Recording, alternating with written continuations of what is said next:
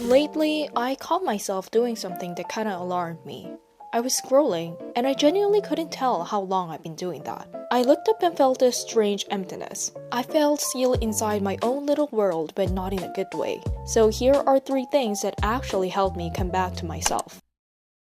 The first thing I reach for is this: move your hands. For me, that means drawing. It's what I come back to almost every time I notice when I'm drifted too far into the scroll. But I want to be clear, this isn't just about art. My friend does journaling. The specific activity matters less than the fact that your hands are physically doing something in the real world. Here's why I think this works. Our attention is scattered every single day. Platforms are built to make it jump from one thing to another, never landing anywhere long enough to actually settle. And after a while, that becomes a default mode. Your brain starts to expect that constant switching. It gets uncomfortable with stillness. It starts to reach for the next input before the current one has even finished. Moving your hands interrupts that pattern in a very physical way. When you're drawing, or writing by hand, or making something with your fingers, your attention has somewhere specific to be. The pen is here, and the paper is here. It's not about forcing focus. It's more like giving your attention a place to land.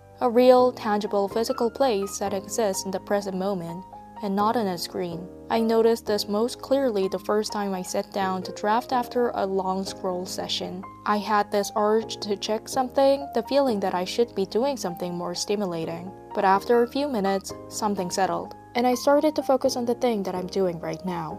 Not because it was exciting, but because I was actually there with it. That's the feeling I'm chasing when I reach for this. Not productivity, not output. Just being genuinely present with something that's happening in my hands real time. Start small if you need to. 5 minutes, a doodle in the corner of a notebook, a few sentences written with an actual pen. It doesn't have to be good or finished or meaningful. Sometimes though, the hand thing isn't enough.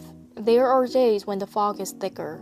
When I've been inside my own head, or inside a screen, for long enough that something more is needed. On those days, I go outside and move my body. And I mean something that makes you breathe harder. Something that asks something of your body that it actually has to respond to. Running, a workout, cycling. Anything that gets your heart rate up and puts real physical demand on you. I know this isn't new advice. Exercise is good for you. We've all heard of that. But I want to talk about why it works specifically for this. Because I think it's a little different from general exercise is healthy conversation. When you're deep in the brain rot spiral, one of the things that happened is that your body has basically disappeared. You're just focusing on your mental dimension, and your physical existence has kinda faded into the background. Hard physical movement forces all of that back. When you're breathing heavily, you can't be anywhere other than right here.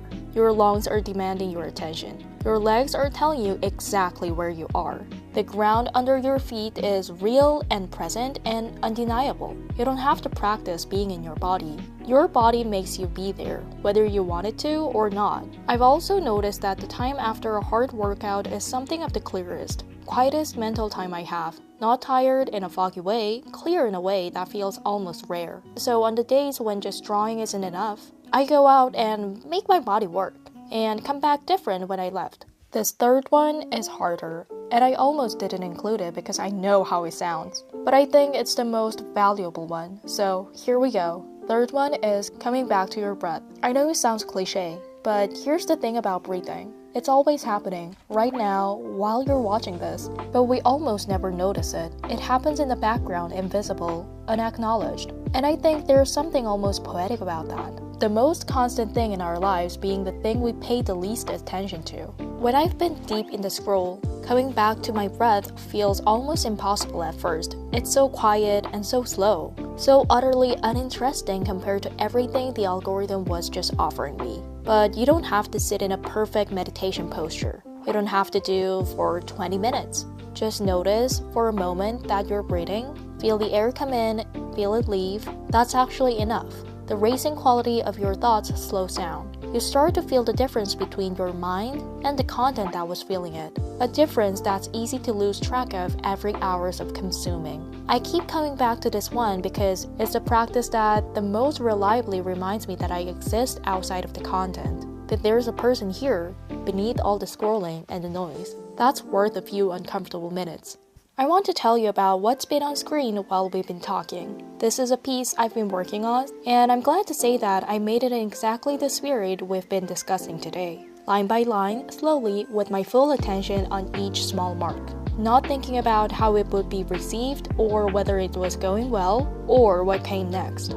Just here, with the drawing, in the present. The reason I make art, the thing I always come back to is this. I want to create something that feels like a warm hug. Something that carries a gentle kind of comfort in it. Not dramatic or loud, just warm. The kind of thing you look and feel for a moment like everything is a little softer than it was a second ago. That's what I was trying to put in this piece. And here's my small hope for it, that when you see this on your phone, maybe as a wallpaper, maybe just passing by in a video, it catches your eye for a second and brings you back.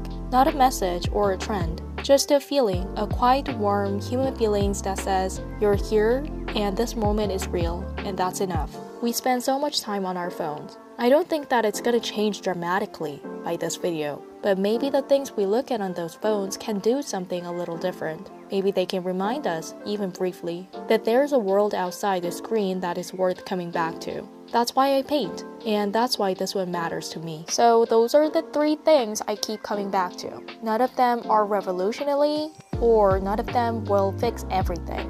But together, they've helped me feel less like I'm drifting and more like I'm actually living inside my own life. I think the real enemy of brain rot isn't laziness or weakness. It's the fact that the world we've built is pulling our attention away from ourselves, away from our hands, our bodies, our breath, our actual present tense experience.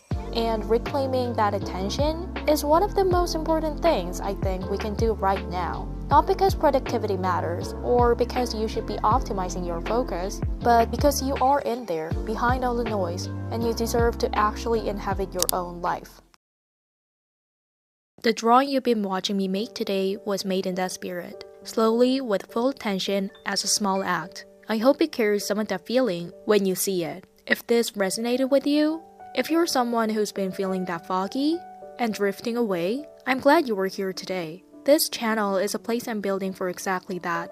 Slow art and honest thoughts. A little warmth in a world that moves too fast. Come back whenever you need to. Thank you for watching today's video, and I'll see you guys in the next one. Bye!